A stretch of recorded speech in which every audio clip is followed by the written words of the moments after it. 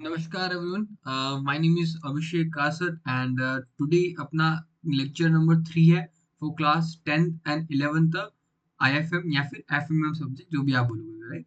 Now इस lecture के अंदर अपने को क्या करना है, उसको डिस्कस करने से पहले एक बार लास्ट क्लास का क्विक एक बार रिकैप ले लेते हैं, क्या हमने डिस्कस किया था। फिर इसको हम स्टार्ट करते हैं, राइट? आज की क्लास काफी इंटरेस्टिंग क्लास है, काफी बड़े टॉपिक हम करने वाले हैं, राइट? ये वाला तो आई थिंक हो गया था ना। ये वाला क्लास लास्ट क्लास में हमने स्टार्ट किया था। इसके अंदर इस टॉपिक में क्या था, कुछ बेसिक चीजें थी जो आपको ध्यान रखना था जब आप किसी भी टाइप का इन्वेस्टमेंट करो उससे पहले। जैसे कुछ इन्वेस्टमेंट के डॉक्यूमेंट्स पढ़ना, इन्वेस्टमेंट ऐसा लिजिट होना चाहिए, राइट? डॉक्यूमेंट्स रीड करो, टर्म्स एंड कंडीशंस को समझो करके, एंड फिर आप इन्वेस्ट करो। आपने रिस्क को, रिटर्न को, ये सब ध्यान में रखना रहेगा करके। फिर हमने ये पढ़ा था इंटरेस्ट क्या होता है। इंटरेस्ट क्या होता है, बेसिकली किसी का तुम पैसा यूज करते हो तो उसके बदले में तुम उसको कुछ पे करना होता है। जो तुम पे करते हो उसको हम इंटरेस्ट बोलते हैं। सिंपल लैंग्वेज के अंदर किसी के पैसे को यूज करने के लिए cost, that is interest. Okay, तो वो हमने समझा। फिर यहाँ पे कुछ एग्जांपल्स देखे थे कुछ जहाँ पे आपको इंटरेस्ट मिलते हैं। फिर सबसे इंपॉर्टेंट चीज तो ये था कि इंटरेस्ट के कुछ इंटरेस्ट रेट के फैक्टर्स। इंटरेस्ट डिसाइड कैसे होता है, गवर्नमेंट कैसे इंटरेस्ट डिसाइड करता है, गवर्नमेंट कैसे डिसाइड करेगा इंटरेस्ट रेट को बढ़ाना है या फिर कम करना है। तो उसके लिए चार इंपॉर्टेंट फैक्टर्स हमने देखे थे करके, जिससे कि गवर्नमेंट डिसाइड करता है कि इंटरेस्ट रेट को बढ़ाना है या फिर कम करना है। डन। नाउ अब आज की क्लास के अंदर मूव करते हैं। यहाँ पे आते हैं नोट्स में। सी, आज की क्लास में अपना जो टॉपिक रहेगा दैट इज कि इन्वेस्टमेंट ऑप्शंस अपने पास क्या क्या है, various options available for investment. Investment के लिए अपने पास क्या क्या ऑप्शंस अवेलेबल है, ये सारा अपने को डिस्कस इसके अंदर करना है। काफी सारे इसके अंदर ऑप्शंस दे रखे हैं बुक के अंदर, उन सबको हम इन डिटेल डिस्कस करने वाले हैं, राइट? तो हो सकता है आज का वीडियो थोड़ा सा बड़ा हो सकता है, बट पूरा पूरा इसके अंदर कंप्लीट करेंगे इन डिटेल प्रैक्टिकल मैनर के अंदर, right? So investment options available क्या क्या अपना बुक में जाए उससे पहले एक बार यहाँ पे एक जनरल डिस्कशन हम कर देंगे, राइट? आपके पास लेट्स से बहुत सारा पैसा अवेलेबल है करके, राइट? आपके पास लेट्स से 20 लाख रुपीस आपके पास अवेलेबल है और आपको वो इन्वेस्ट करना है। तो आपके पास क्या क्या ऑप्शंस अवेलेबल है जहां पे आप अपना पैसा इन्वेस्ट कर सको, वो अपने को देखना है, राइट? ना अभी देखो, अभी ये टॉपिक पढ़ा दो। जनरली एक क्वेश्चन बच्चे पूछते हैं, इसमें सबसे बेस्ट अपने पास कौन सा इन्वेस्टमेंट ऑप्शन अवेलेबल है वो बताओ। सी, तो बेस्ट इन्वेस्टमेंट ऑप्शन ऐसा डायरेक्टली नहीं बताया जा सकता। क्यों?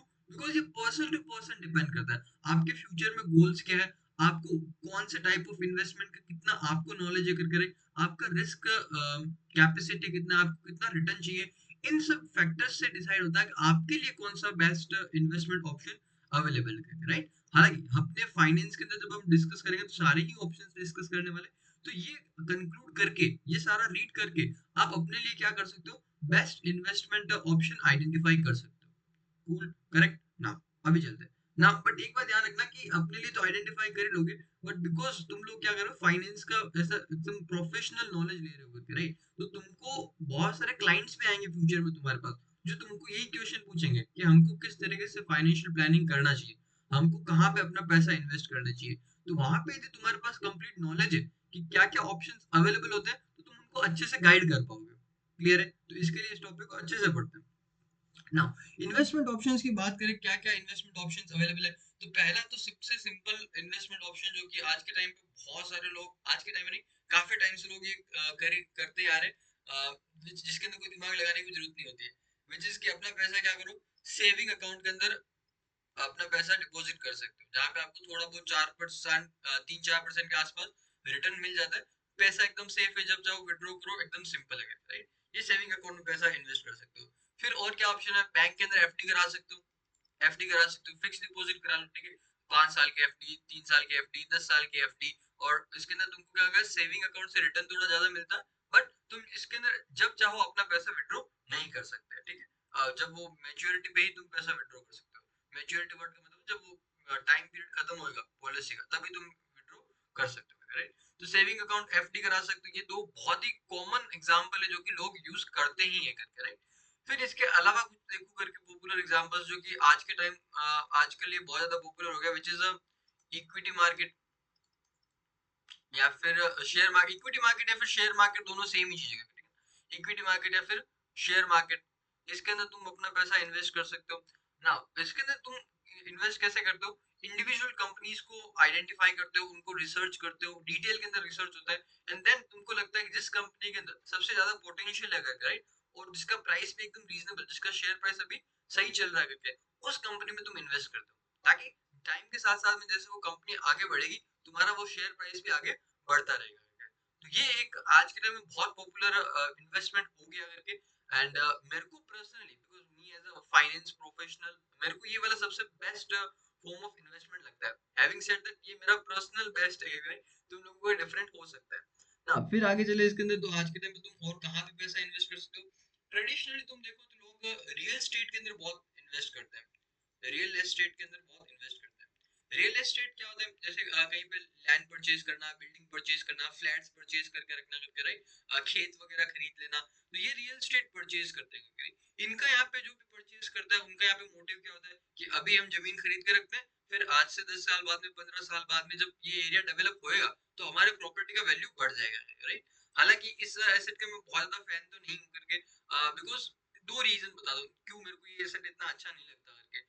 पहला रीजन तो क्या है कि रियल एस्टेट के अंदर एक तो बेचने में बड़ा मुश्किल आता है, जब भी तुम बेचोगे तो बहुत मुश्किल आता है, 1 महीना 2 महीना लग जाता है, प्राइस भी एकदम सही से मिलता है नहीं मिलता, रजिस्ट्रेशन वगैरह बहुत झंझट रहता है, एक तो ये रीजन। दूसरा, रियल एस्टेट का वैल्यू आगे चल के बढ़ेगा या फिर नहीं बढ़ेगा, ये डिपेंड करता है आसपास के एरिया में डेवलपमेंट में, ठीक है।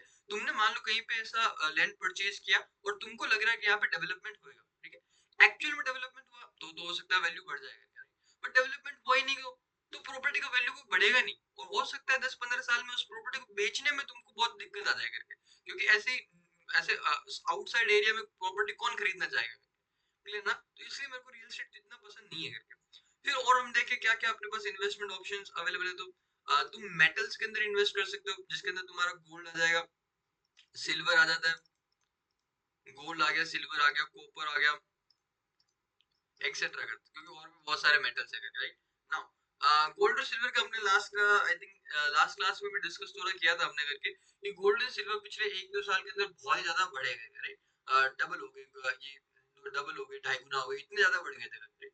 बट ये गोल्ड एंड सिल्वर अगेन बहुत वोलेटाइल होते हैं नेचर के अंदर, इसके लिए तुम देखो कि पिछले 2 साल के अंदर इतने बढ़े, फिर इस साल 2026 के अंदर दोनों की प्राइसेस अच्छी खासी गिर गई। गोल्ड अपने पीक से करीब 25% नीचे गिर गया है, सिल्वर अपने पीक से करीब 50% नीचे गिर गया है, राइट। तो इनका प्राइसेस बहुत वॉलेटाइल रहता है, ठीक है ना। फिर आगे चले, और तुम्हारे पास कौन सा टाइप ऑफ इन्वेस्टमेंट तुम कर सकते हो, राइट। तो यूनिक कुछ इन्वेस्टमेंट देखते हैं, जैसे कि पेंटिंग्स वगैरह, पेंटिंग्स वगैरह, तो ये जनरली अमीर लोग करते हैं, अमीर लोग क्या करते हैं, कुछ चीजों को पेंटिंग वगैरह खरीद लेते हैं करके, उसका फिर टाइम के साथ में वैल्यू बढ़ता रहता है, ठीक है ना। तो इसके अंदर भी तुम इन्वेस्ट कर सकते हो। और अपने टाइप्स ऑफ इन्वेस्टमेंट देखो करके, अभी देखो कुछ ट्रेडिशनल इन्वेस्टमेंट्स बता रहा हूँ जो कि अपने बुक में भी दे रखे। वन इज की post office, post office investments ना, ये क्या होता है जरा समझते देखो। सी अपना जब डीमोनेटाइजेशन हुआ था 2016 के अंदर, राइट, उससे पहले की बात करें तो बहुत सारे लोग क्या थे, बैंकिंग सिस्टम से जुड़े हुए नहीं थे, राइट। लोगों का बैंक के अंदर अकाउंट नहीं होता था, तो वो अपना पैसा सेविंग अकाउंट एफडी के अंदर पैसा इन्वेस्ट नहीं कर पाते थे। बट 2016 से पहले क्या, जितने भी लोग थे सबके सब पोस्ट ऑफिस से जरूर जुड़े होते थे, स्पेशली रूरल एरियाज के अंदर, टीयर 2 टीयर 3 सिटीज के अंदर पोस्ट ऑफिस से लोग जुड़े होते थे। क्यों जुड़े होते थे? बिकॉज उनके पोस्ट से तो क्या होता है, सबके आते रहते ना, पार्सल वगैरह आते रहते हैं, तो पोस्ट ऑफिस से जुड़े होते हैं करके। तो गवर्नमेंट ने क्या किया ना, ऐसी स्कीम्स लेके आए करके, गवर्नमेंट द्वारा ऑफिशियल स्कीम्स लेके आए, जिनके अंदर इन्होंने क्या बोला कि लोग अपना पैसा पोस्ट ऑफिस के अंदर क्या कर सकते हैं, डिपॉजिट कर सकते हैं, और उसके बदले में इनको कुछ रिटर्न वगैरह मिलेगा। ये स्कीम अपना एक है अपने बुक के अंदर, उसको हम डिस्कस करेंगे। रीजन समझ में आया ना, क्योंकि पहले लोगों के पास बैंक अकाउंट से, बैंकिंग सिस्टम से इतने जुड़े हुए नहीं थे, तो उन लोगों को क्या क्या पोस्ट ऑफिस वाला एक रूट दिया कि यहाँ पे आप अपना पैसा इन्वेस्ट कर सकते हो, सेव कर सकते हो, और उसके बदले में आपको रिटर्न मिलेगा, राइट। 2016 जब डिमोनेटाइजेशन हुआ तो सबको ऐसा बैंक अकाउंट खोलना एक तरीके से मजबूरी हो गया था, ठीक है। तो सबने अपना अकाउंट खोला, अपना कैश उसके अंदर जमा कराया, फिर तो लोग बैंकिंग सिस्टम से भी जुड़ गए। बट आज भी ये रूरल एरियाज के अंदर स्कीम चलता है, पॉपुलर है। फिर और इसके अंदर देखे तो क्या होता है, one is your provident fund, public provident fund करके, ये भी अगेन अपने बुक के अंदर आएगा, अगर इसको डिस्कस करेंगे। ये आएगा तभी डिस्कस करूंगा, इसको अभी डिस्कस नहीं करा, ठीक है, एक बार लिख के छोड़ रहा हूँ। फिर और अपना क्या है इसके अंदर आएगा, इंश्योरेंस पॉलिसीज, इंश्योरेंस पॉलिसीज, कुछ टाइप्स की इंश्योरेंस पॉलिसीज होती है, जो कि तुम्हारा एज अ इन्वेस्टमेंट की तरह भी काम करती है, ठीक है ना। सारे टाइप ऑफ, ये भी अगेन बुक के अंदर टॉपिक है, तो उसको डिस्कस करूंगा। ये लास्ट वाले 3 वाले मेनली तो बुक के टॉपिक है, इसके लिए मैं इंक्लूड कर रहा हूँ, अदरवाइज मैं इंक्लूड भी नहीं करता, ठीक है। तो ये कुछ हमने क्या डिस्कस किया कि अपने पास कौन कौन से इन्वेस्टमेंट करने के ऑप्शंस अवेलेबल है। कुछ लोग बोलते हैं कि म्यूचुअल फंड क्यों नहीं लिखा, ठीक है। म्यूचुअल फंड देखो अपना बुक के अंदर वैसे तो दे रखा है करके, जब ये आएगा तभी मैं डिस्कस करूंगा क्यों यहाँ पे क्यों नहीं लिखा करके, राइट। अगेन आएगा तभी डिस्कस करूंगा कि यहाँ पे मैंने क्यों नहीं लिखा। एक और चीज जो मैं मिस कर रहा हूँ यहाँ पे लिख देता हूँ कि तुम क्या कर सकते हो, किसी को लोन दे सकते हो, ठीक है। किसी को लोन देते हो तो क्या होता है, उसके बदले में तुमको हर साल इंटरेस्ट मिलता है। तो किसी को लोन देना ये भी क्या हो गया, एक टाइप का इन्वेस्टमेंट हो गया, राइट। बट यहाँ पे जो हम लोन देना है इसको हमेशा इनफॉर्मली नहीं लिखते, यहाँ पर हम वर्ड कौन सी यूज करते हैं, debentures and bonds. Bonds and debentures ये वर्ड यूज करते हैं, राइट। जहां पे तुमने क्या किया, कंपनीज को, गवर्नमेंट को, इनको लोन देते हो और उसके बदले में तुमको इंटरेस्ट मिलता है, राइट। तो ये कुछ हमने क्या किया, इन्वेस्टमेंट ऑप्शंस हमने डिस्कस कर लिए करके। अभी हम एक बार बुक पे चलते हैं एंड वन बाय वन इनको सबको इन डिटेल डिस्कस करते हैं, ठीक है। चलो ना, बुक के अंदर देखो तुम्हारा क्लासिफिकेशन कैसे दिया ना, ये देखना। पहला तो तुम्हारा क्लासिफिकेशन कुछ फिजिकल एसेट्स, ठीक है, और दूसरा है तुम्हारा फाइनेंशियल एसेट। मेन तो देखो अपने फाइनेंशियल एसेट डिस्कस करना है, बट एक बार पहले फिजिकल एसेट्स भी देख लेते हैं। फिजिकल एसेट्स में क्या आएगा, जैसे रियल एस्टेट हुआ, गोल्ड हुआ, या फिर ज्वेलरी बोल लो। कमोडिटीज, कमोडिटीज में क्या कहते हैं, जैसे क्रूड ऑयल हुआ या फिर अनाज वगैरह हुआ, इन इन सब चीजों के अंदर भी तुम क्या कर सकते हो, अपना पैसा इन्वेस्ट कर सकते हो, राइट। तो फिजिकल एसेट्स तुमको समझ आया क्या क्या इसके अंदर आते हैं करके ना। अभी बात करते हैं क्या, फाइनेंशियल एसेट्स की।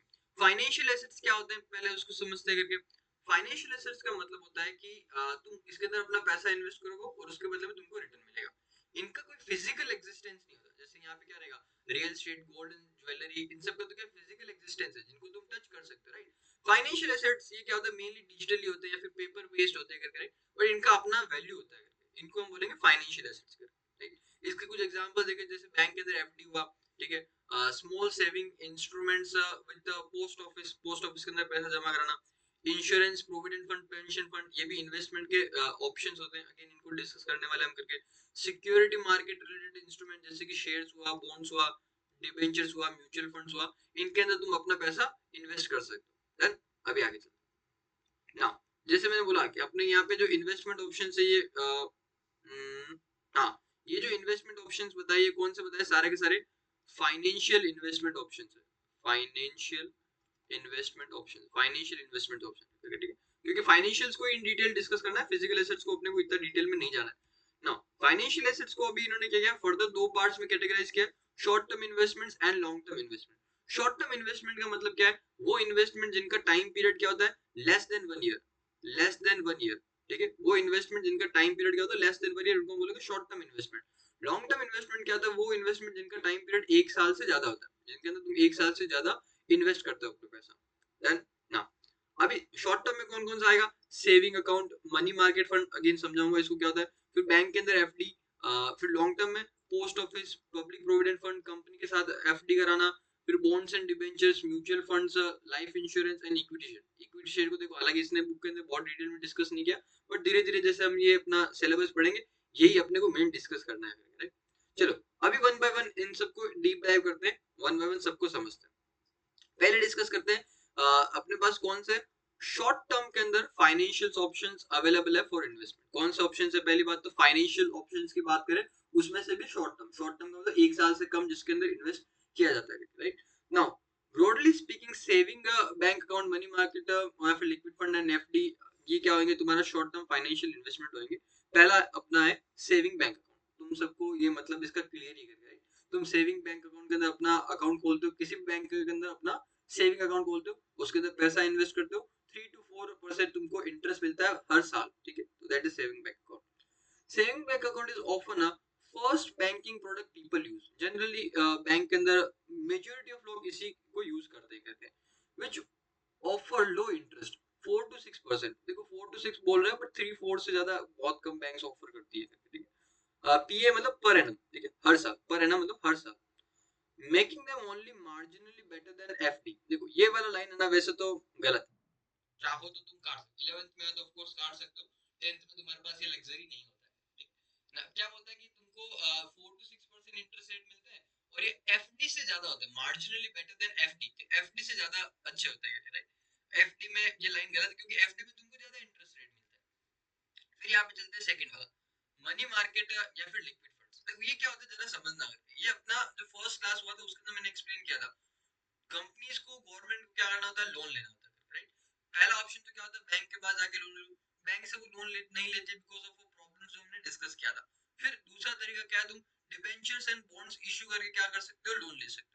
डिबेंचर्स एंड बॉन्ड्स ये क्या होते हैं, लोन लेने के इंस्ट्रूमेंट्स होते हैं, बट यहाँ पे हम लॉन्ग टर्म लोन लेते हैं, ठीक है। फिर हमने डिस्कस किया कंपनी को शॉर्ट टर्म लोन लेना है, तो वो क्या कर सकता है, मनी मार्केट में जाके शॉर्ट टर्म लोन ले सकता है। एंड मनी मार्केट में कौन कौन से इंस्ट्रूमेंट हम यूज करते हैं, commercial paper, certificate of deposit, treasury bills, ये सब क्या होते हैं, इंस्ट्रूमेंट जो कि मनी मार्केट के अंदर यूज होते हैं फॉर शॉर्ट टर्म लोन, ठीक है। तो यू एज अ इन्वेस्टर क्या कर सकते हो, इन कंपनीज को जिनको शॉर्ट टर्म के लिए पैसों की जरूरत है, उनको तुम पैसा दे सकते हो और उसके बदले में तुमको इंटरेस्ट मिलेगा। शॉर्ट टर्म का यहाँ पे जनरली क्या मैंने बताया था, अप टू 7 days या फिर 1 month, 3 month, 6 month, इतने टाइम ड्यूरेशन का लोन यहाँ पे दिया जाता है।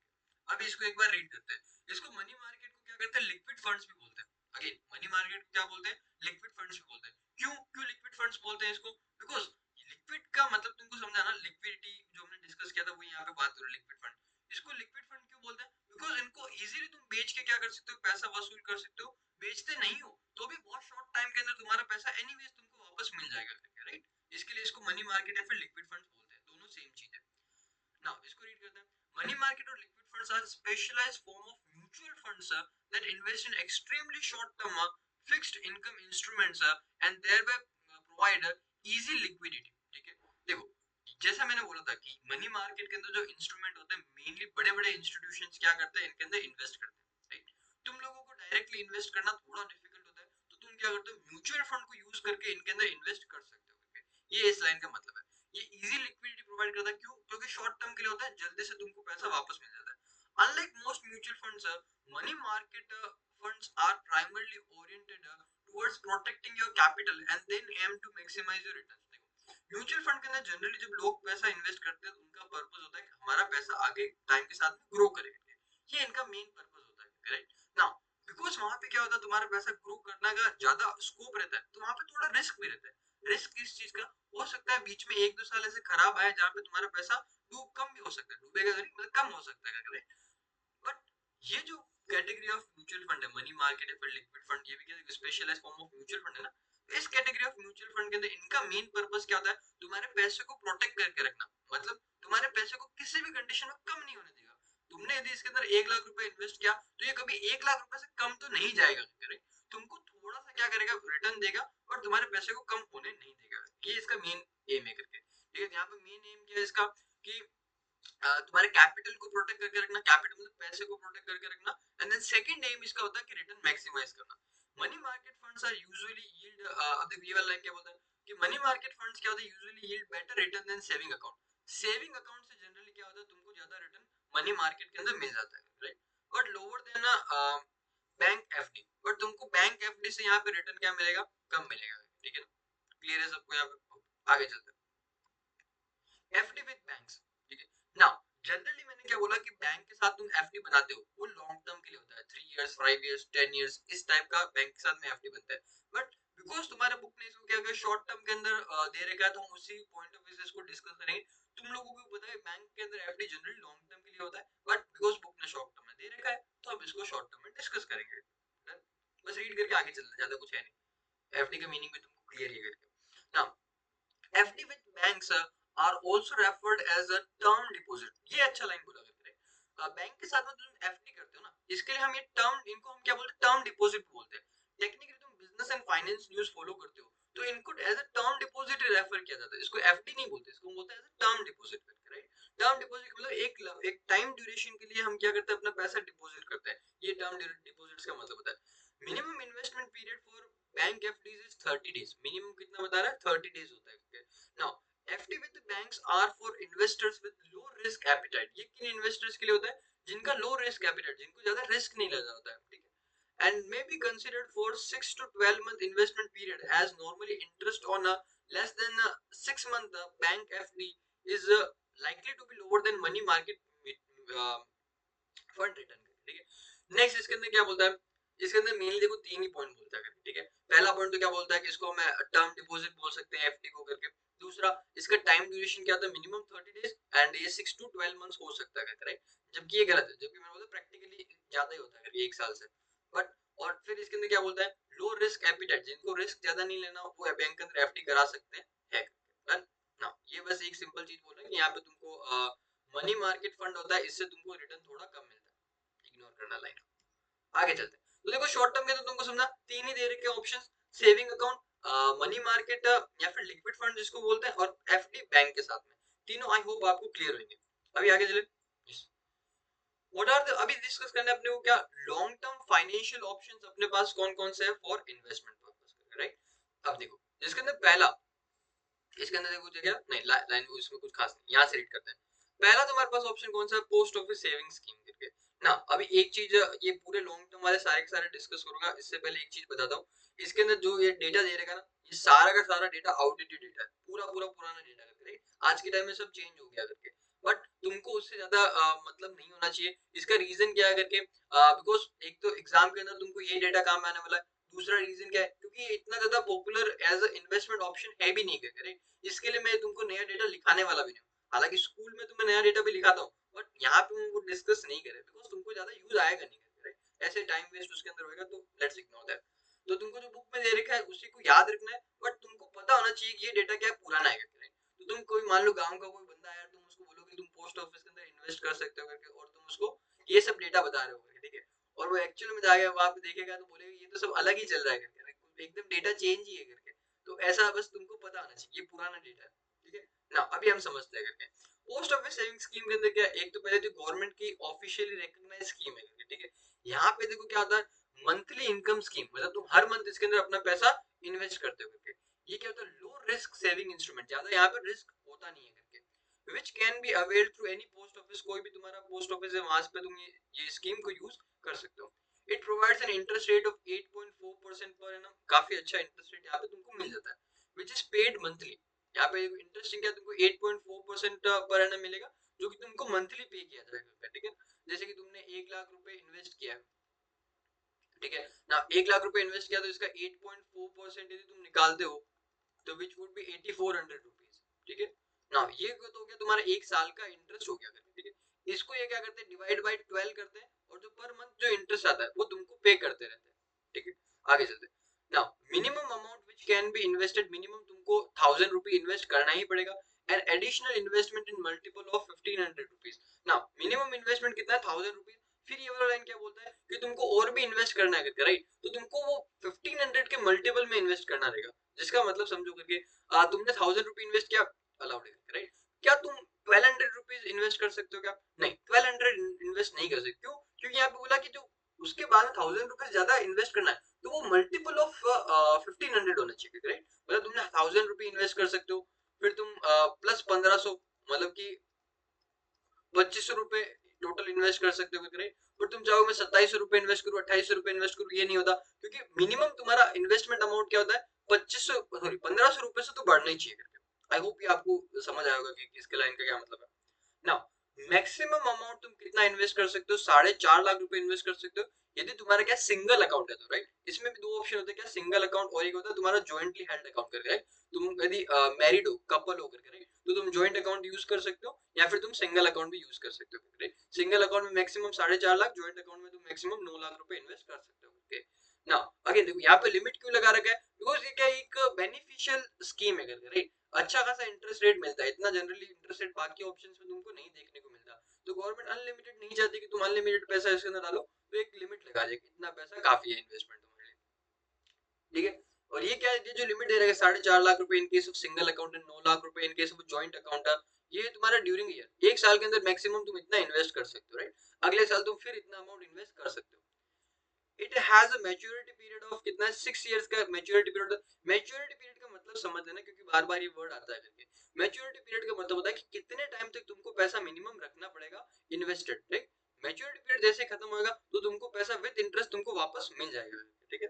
ये होता है मैच्योरिटी पीरियड का। A bonus amount of 10% is paid at the time of maturity, जब वो तुम्हारा 6 ईयर खत्म होएगा, राइट, तो तुमको 10% एक्स्ट्रा पैसा मिलता है। लेट्स से कि over the period of 6 year तुमने टोटल 20 लाख रुपीस क्या किया है, इन्वेस्ट किया करके, ठीक है, 20 लाख, ठीक है, 20 लाख रुपीज इन्वेस्ट किया करके, ठीक है। तो इसके ऊपर तुमको यदि 6 साल तक अपना पैसा इन्वेस्ट करके रखते हो तो उसके ऊपर तुमको 10% बोनस मिलेगा, which would be 2 lakh rupees तुमको एज अ बोनस मिलेगा, राइट, एक्स्ट्रा पैसा मिलेगा। तो तुमको जो 6 साल के बाद में पैसा लौटाएंगे करके, तो वो कितना लौटाएंगे, 22 लाख रुपए लौटाएंगे, प्लस तुमको हर साल में जो इंटरेस्ट मिलेगा वो तो ऑफकोर्स मिलने वाला है। आगे चले now, premature withdrawal is permitted if deposit is more than 1 year old, ठीक है। यदि तुम्हारा डिपॉजिट है 1 साल से पुराना हो गया, राइट, तुम पैसा डिपॉजिट किया और तुम बोलते हो पहले साल के अंदर पैसा विड्रॉ करने दो, तो अलाउ नहीं करते। बट तुम बोलते हो कि मेरे को 1 साल हो गया उसके बाद में तुमको पैसा विड्रॉ करना है, क्योंकि तुमको लेट से पैसों की नीड है due to whatever reason, accident हो गया या फिर हेल्थ रीजन है या फिर कोई और रीजन से तुमको चाहिए, तो तुम पैसा विड्रॉ कर सकते हो 1 साल के बाद में, राइट। मिनिमम 1 साल में तो तुम कर ही नहीं सकते, 1 साल के बाद में कर सकते हो, ठीक है। तो 1 साल के बाद में करोगे, बट तुम बिकॉज मेच्योरिटी से पहले तुम पैसा विड्रॉ कर रहे हो, तो तुम्हारे 5% डिडक्शन करेंगे। लेट्स से कि तुम्हारा टोटल अब तक तुमने इन्वेस्ट करके, ये वाला एग्जांपल लेते हैं कि तुमने अब तक टोटल 20 लाख रुपए इन्वेस्ट किया है और तुम चाहते हो कि मैं थर्ड ईयर के अंदर अपना पैसा विड्रॉ कर लूं, तो तुमको ये पैसा दे देंगे, बट इसके ऊपर क्या करेंगे, 5% रुपए काट के देंगे। मतलब तुमको कितना 5% होता है, 1 लाख रुपए, तो 1 लाख रुपए काट के देंगे, तो तुमको कितना मिलेगा, नेट नेट 19 लाख रुपीज ही मिलने वाला है, ये इसका मतलब है। Now 10% bonus is also reserve, ठीक है। ये तुम उसको प्री मैच्योर विड्रॉ करते हो, तुमको बोनस वगैरह भी नहीं मिलने वाला। आई होप तुमको क्लियर होगा। Not very popular scheme nowadays anymore, rural areas का तो स्टिल आज भी ये चलता है करके, बट अगेन जैसे मैंने बोला डेटा आउटडेटेड है, तो एग्जाम पॉइंट ऑफ व्यू से इतना याद रखोगे तो दैट इज इनफ। अभी आगे चलते हैं। यहाँ पे देखो एक और लाइन लिखा कि 1 अप्रैल से इंटरेस्ट रेट 6.6% पर एनम हो गया, जो कि मंथली पे होता है, राइट। ये भी अगेन पुराना डेटा, ये भी अपडेटेड डेटा नहीं है, इसके बाद भी चेंज हो गया करके। ना नेक्स्ट वाला ये इंटरेस्टिंग पॉइंट है, इसको थोड़ा डिटेल में डिस्कस करते हैं। नेक्स्ट वाला क्या है अपना टॉपिक का नाम मैं लिखता हूँ यहाँ पे, provident fund. Provident provident fund, ठीक है। ये क्या होता है, इसको जरा समझते हैं।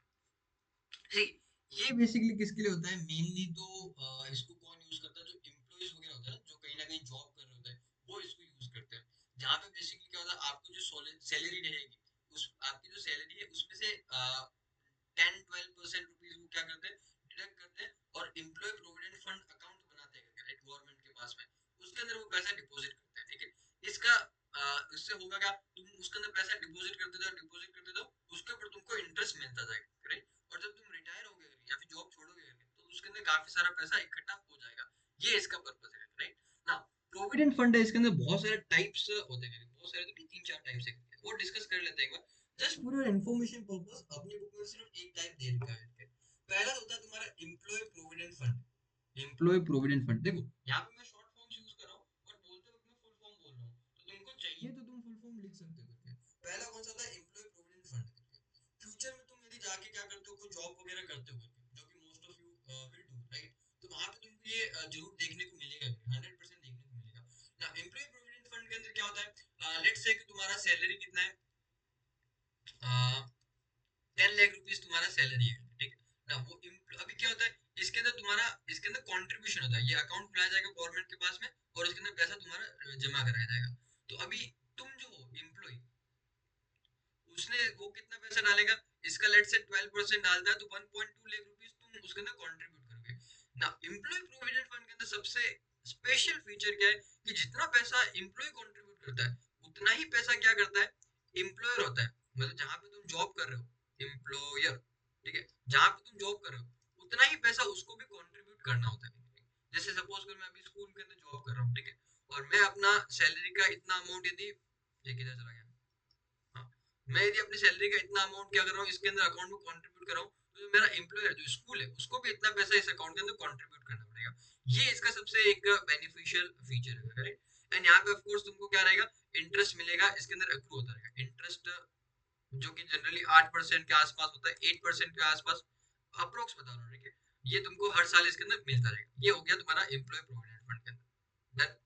फिर दूसरा जो तुम्हारा टाइप्स ऑफ प्रोविडेंट फंड आता है वो आता है, एक तो डिस्कस करूँ नहीं करूँ, चलो छोड़ो यार उनको छोड़ो, एक तो मेन काम यही का है, तो यही इसको लेते हैं, ठीक है। अभी मैं कर सकता हूँ बट अननेसेसरी कोई यूज नहीं है, तो उसके अंदर नहीं जाते, ठीक है। एक तो एम्प्लॉय प्रोविडेंट फंड हुआ, दूसरा जो तुम्हारा है that is public provident fund, जो कि अपने सिलेबस के अंदर, ये अपने सिलेबस में, ये वाला सिलेबस के अंदर नहीं है। पब्लिक प्रोविडेंट फंड क्या होता है, ये जरा समझना। देखो जो एम्प्लॉयज है वो तो इस स्कीम वाला बेनिफिट ले सकते हैं, वहां पे क्या कर सकते हैं, अपना पैसा इन्वेस्ट करके अपने पैसे को ग्रो कर सकते हैं ना। बट जो लोग एम्प्लॉय नहीं है करके, राइट, जो अपना बिजनेस करते हैं, जो लोग सेल्फ एम्प्लॉयड है करके, वो लोग इस स्कीम का बेनिफिट लेना चाहे तो क्या बेनिफिट ले सकते हैं क्या? यस, एब्सोल्युटली ले सकते हैं। इसके लिए उन्होंने क्या बनाया, पब्लिक प्रोविडेंट फंड करके ये स्कीम बनाया, जहां पे भी तुम क्या करते हो, अपना जितना भी पैसा तुमको इन्वेस्ट करना है, हर साल यहाँ पे तुम क्या करते हो, अपना पैसा इन्वेस्ट करते हो, right, invest annually, invest annually, ठीक है, तुम अपना हर साल इसके अंदर पैसा इन्वेस्ट करते हो, ठीक है, और उसके बदले में तुमको क्या मिलेगा, इंटरेस्ट मिलता है। इसके बदले में तुमको क्या मिलेगा, इंटरेस्ट मिलेगा पर साल, हर हर साल क्या मिलेगा तुमको, इंटरेस्ट मिलेगा। यहाँ पे जो ये वाला चीज है कि जितना यहाँ पे एम्प्लॉय कंट्रीब्यूट करता है उतना एम्प्लॉय कंट्रीब्यूट करता है, ये ऑफ कोर्स यहाँ पे एप्लीकेबल नहीं है। क्यों एप्लीकेबल नहीं है? वैसे तो ऑब्वियस है, बट स्टिल क्यों एप्लीकेबल नहीं है? बिकॉज यहाँ पे बंदा क्या है, वो सेल्फ एम्प्लॉयड है, खुद से क्या कर रहा है, बिजनेस कर रहा है, ठीक है, तो वो जो पैसा डालेगा उस अकाउंट के अंदर, उतना ही पैसा उसके अकाउंट में होने वाला है, और कोई इसके अंदर अकाउंट में कंट्रीब्यूट करने वाला नहीं है। अगर करे यहाँ पे तो एम्प्लॉय जो पैसा डालता था उतना एम्प्लॉय डालता था, यहाँ पे सिर्फ और सिर्फ कौन है, एम्प्लॉयर ही इसके अंदर कंट्रीब्यूट करता है। तो यहाँ पे लिख सकते हो ओनली क्या लिखे इसके अंदर, एम्प्लॉयर कंट्रीब्यूशन, एम्प्लॉयर बोल लो, या फिर इसको सेल्फ एम्प्लॉयड बोल लो, सेल्फ एम्प्लॉयड, या फिर इसको बिजनेस पर्सन बोल लो, ठीक है, बिजनेस पर्सन, यही पर्सन क्या करता है, कंट्रीब्यूट करता है, बिजनेस पर्सन, ये लोग क्या करेंगे, कंट्रीब्यूट करेंगे। डन, यहाँ तक आई होप आपको क्लियर है करके। अब एक बार बुक से रीडिंग करते हैं। बुक में देखो तुम्हारा कौन सा दे रखा है, पब्लिक प्रोविडेंट फंड दे रखा है करके, यहाँ पे तुम्हारा एम्प्लॉय प्रोविडेंट फंड नहीं दे रखा करके, जबकि ज्यादातर लोग एम्प्लॉय प्रोविडेंट फंड को यूज करते हैं, पब्लिक प्रोविडेंट फंड इतना पॉपुलर है भी नहीं। फिर भी इसको एक बार रीड करते हैं अगेन, इसके अंदर भी डेटा आउटडेटेड है करके, बट फिर भी एक बार पढ़ के इसको आगे चलते हैं। A long term saving instrument with maturity period of 15 years, maturity period क्या मतलब, मिनिमम तुमको 15 years तक अपना पैसा डिपॉजिट करके रखना पड़ेगा। एंड इंटरेस्ट पेबल यहाँ पे देखो कितना, 8.7% पर एनम, जो कि कंपाउंड होएगा एनुअली, मतलब इसका इंटरेस्ट के ऊपर इंटरेस्ट मिलना, दैट इज कंपाउंड इंटरेस्ट, ठीक है, तो तुमको यहाँ पे 8.7% इंटरेस्ट मिलता है। कुछ लोग सोच रहे होंगे कि लोग इसको यूज क्यों ही करेंगे, बिकॉज यहाँ पे देखो बेटा इंटरेस्ट रेट ज्यादा मिलता है, एफडी वगैरह से काफी हाई इंटरेस्ट मिलता है, इसके लिए लोग इसके अंदर पैसा इन्वेस्ट करते हैं, बट अगेन फिर भी इतना पॉपुलर नहीं है। A public provident fund can be opened through a nationalized bank. Public provident fund को क्या किया जा सकता है, नेशनलाइज बैंक के थ्रू ओपन किया जा सकता है, बट अगेन ये गलत है ये करके, बिकॉज तुम किसी भी बैंक के साथ में, चाहे गवर्नमेंट बैंक हो चाहे प्राइवेट बैंक हो, इवन पोस्ट ऑफिस वालों के साथ में तुम क्या कर सकते हो, अपना public provident fund account open करा सकते हो, राइट, बट तुमको बुक में लिखा है एक नेशनलाइज बैंक के साथ ओपन करा सकते हो, तो अगेन ये फॉलो करना है। At any time during the year and is open all through the year for depositing money, right? तुम नेशनलाइज बैंक के साथ में क्या कर सकते हो, ये अपना public provident fund account open करा सकते हो, और ड्यूरिंग द ईयर कभी भी तुम इसमें पैसा इन्वेस्ट कर सकते हो। Tax benefits can be availed for the amount invested and interest accrued is also tax free कर दिया। नाउ देखो यहाँ पे क्या बोलो, कुछ टैक्स बेनिफिट तुमको मिलेंगे, जो इंटरेस्ट मिलेगा उसके ऊपर भी टैक्स वगैरह हम गवर्नमेंट चार्ज नहीं करेगी, राइट, बट एक तुमको पता होना चाहिए कि आज के टाइम पे इनकम टैक्स एक्ट जो चलता है उसके अकॉर्डिंग दो स्कीम्स है इनकम टैक्स पे करने के लिए, एक है ओल्ड स्कीम, एक है न्यू स्कीम, राइट। ये जो बेनिफिट की बात कर रहा है, ओल्ड स्कीम के अंदर तो अवेलेबल है, पर जो न्यू स्कीम है उसके अंदर अवेलेबल नहीं है करके, राइट, बिकॉज उसके अंदर एनीवेज बहुत सारे अदर बेनिफिट्स तुमको दे रखे हैं, मेनली स्लैब के बेनिफिट दे रखे हैं, अगेन अभी उसके अंदर नहीं जा रहे करके, बट तुमको समझाना, एक तो ओल्ड स्कीम एक न्यू स्कीम। ओल्ड स्कीम के अंदर ये जो टैक्स की बेनिफिट बात कर रहा है, यस अवेलेबल है करके, बट न्यू स्कीम के अंदर अवेलेबल नहीं। आज के टाइम पे ज्यादातर लोग कौन सा वाला स्कीम चूज करते हैं, ओल्ड स्कीम या फिर न्यू स्कीम? ज्यादातर लोग न्यू स्कीम चूज करते हैं, बिकॉज बहुत ही ज्यादा सिंपल है, उसके अंदर काफी सारे बेनिफिट्स भी तुमको मिलते हैं, टैक्स तुमको वहां पे थोड़ा कम लगता है, ठीक है, तो आई होप यहाँ पे क्लियर होना चाहिए। तो किसी को लिखना है तो चाहे तो लिख सकता है कि यहाँ पे जो टैक्स बेनिफिट की बात करें ओल्ड स्कीम के अंदर मिलता है, न्यू वाले में नहीं मिलता। आगे चले, ठीक है। अब withdrawal is permissible every year from, हाँ अभी देखो ये वाला लाइन पहले एक बार यहाँ से पहले एक बार इसको समझते हैं, फिर इसके ऊपर मैं आता हूँ, क्योंकि ये कॉम्प्लिकेटेड लाइन है, इसके ऊपर बच्चों को बहुत कंफ्यूजन होता है करके, तो इसको अच्छे से समझते हैं। यहाँ पे देखो मैच्योरिटी पीरियड कितना बोला, 15 इयर्स का। नाउ अभी तुम इसके अंदर तुमको चाहिए कि मैं 2 साल का तुमने पैसा इन्वेस्ट किया, फिर तुम चाहते हो कि मैं पैसा विड्रॉ कर सकता हूँ, कर सकते हो क्या? नहीं कर सकते हो। कर सकते हो क्या पैसा विड्रॉ? नहीं कर सकते। क्यों नहीं कर सकते हो? बिकॉज तुम्हारा जो किधर है भाई इतना, हाँ बिकॉज तुम्हारे क्या देखो, first 6 financial years no withdrawal, no withdrawal, मतलब तुमको विड्रॉल परमिसिबल नहीं है, नो विड्रॉल, ठीक है, विड्रॉल करना तुमको अलाउड ही नहीं करते, राइट? पहले एक बार ये डिस्कस करो क्या फाइनेंशियल ईयर क्या होता है, क्योंकि बहुत सारे लोगों को पता नहीं होता इस एज के अंदर कि फाइनेंशियल ईयर क्या होता है। देखो, अपने दो टाइप के ईयर होते हैं, ठीक है, दो टाइप के ईयर होते हैं, एक तो होता है कैलेंडर ईयर, दूसरा होता है तुम्हारा फाइनेंशियल ईयर। इंडिया के अंदर चलता है, ठीक है, दोनों। नाउ कैलेंडर ईयर तो क्या होता है, जो तुमको सबको पता है, जनवरी टू दिसंबर चलता है करके। फाइनेंशियल ईयर क्या होता है, ये अपना चलता है अप्रैल मंथ टू लेके मार्च मंथ तक, राइट? इंडिया के अंदर जो भी बिजनेसेस वगैरह है, इवन गवर्नमेंट है, ये सब क्या करती है, फाइनेंशियल ईयर को फॉलो करती है करके। ये तुमको क्लियर है ना? हाँ, बट कैलेंडर ईयर और फाइनेंशियल ईयर के बीच में तुमको डिफरेंस, आई होप अभी क्लियर है। यहाँ पे हम किसकी बात करें, फाइनेंशियल ईयर की बात करें, जो कि होता है अप्रैल टू मार्च मंथ के लिए। नाउ फर्स्ट 6 फाइनेंशियल ईयर तो तुमको कोई भी पैसा विड्रॉ करना अलाउड ही नहीं है करके, राइट? बट तुम क्या कर सकते हो, from 7th financial year, from 7th financial year तुम क्या कर सकते हो, पैसा विड्रॉ कर सकते हो। बट क्या सारा का सारा पैसा विड्रॉ कर सकते हो क्या? नहीं, उसके अंदर इन्होंने लिमिट लगा रखी है। वो लिमिट कितनी है वो समझते हैं। From 7th financial year 50% of below two limits can be withdrawn, can be withdrawn, ठीक है?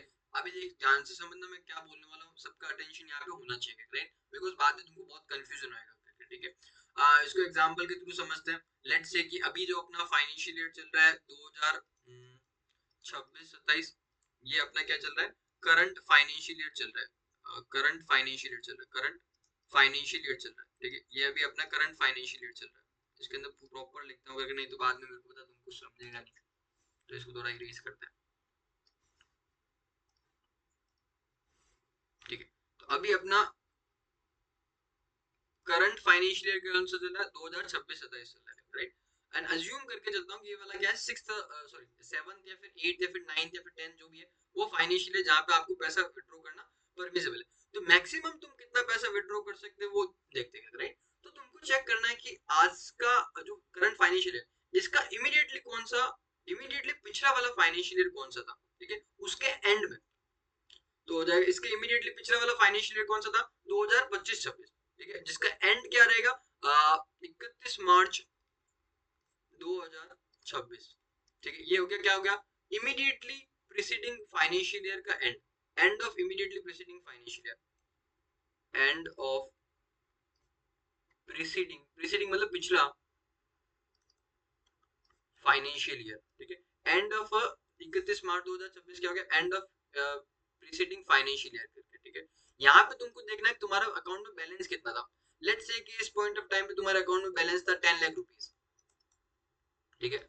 और एक और चीज तुमको चेक करना है, क्या, जो तुम्हारा करंट फाइनेंशियल ईयर, उससे 4 साल पहले जो ईयर था उसके एंड में क्या बैलेंस था। अगेन रिपीट करता हूँ, जो तुम्हारा करंट फाइनेंशियल ईयर है उससे 4 साल पहले जो ईयर था उसके एंड में क्या बैलेंस है वो तुमको चेक करना है, करेक्ट? तो अभी करंट फाइनेंशियल ईयर कौन सा है अपना, 2026-27। इससे 4 साल पहले देखो तो कौन सा हो जाएगा, 2025-26, 2025, 2024, 2023, 2022, हाँ, तो 2022-23, ठीक है? तो मतलब 31 मार्च 2023, राइट? हाँ, सही है, सही है, ठीक है? तो 31 मार्च 2023 को तुमको देखना है, ये क्या होगा, end of fourth preceding financial year. इस ईयर का तुमको बैलेंस देखना है। लेट्स से उस पॉइंट पे तुम्हारा बैलेंस था 6 लाख रुपीस, ठीक है? अभी तुमको क्या करना है, इन दोनों को कंपेयर करना है। इनमें से जो लोअर अमाउंट है, जो लोअर अमाउंट है उसका 50% तुमको क्या हो जाएगा, विड्रॉ करना अलाउड हो जाएगा। अगेन देखो, एक बार वापस रिपीट करता हूँ, मेरे को पता है ये कॉम्प्लिकेटेड चीज है, तुमको आसानी से समझा नहीं होगा करके, राइट? तो वापस ध्यान से सुनना मैं क्या बोल रहा हूँ। देखो, पब्लिक प्रोविडेंट फंड ये अपना टॉपिक चल रहा है, इसके अंदर तुम क्या करते हो, फर्स्ट 6 फाइनेंशियल ईयर तक तुम, फर्स्ट 6 फाइनेंशियल ईयर के अंदर तुमको पैसा विड्रॉ करना अलाउड ही नहीं है।